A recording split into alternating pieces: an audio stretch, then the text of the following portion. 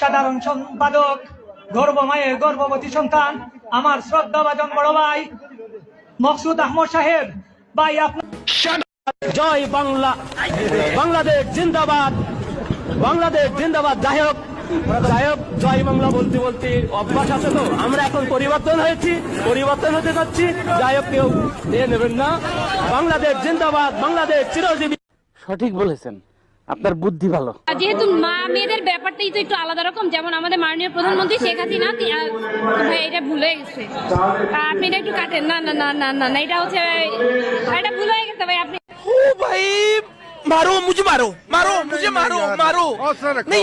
আমার আসনের কর্মীরা তোমাদেরকে স্পষ্টভাবে বলতেছি, এই নির্বাচনের আগে জনগণের ঠ্যাং ধরবা। এই ঠ্যাং ধরলে কোনো খারাপ কিছু না। তুমি ঠ্যাং ধরবা একদিন, আমরা নির্বাচিত হলে আমাদের ঠ্যাং ধরবে 5 বছর। কথা কি ক্লিয়ার না ভেজাল আছে? ক্লিয়ার।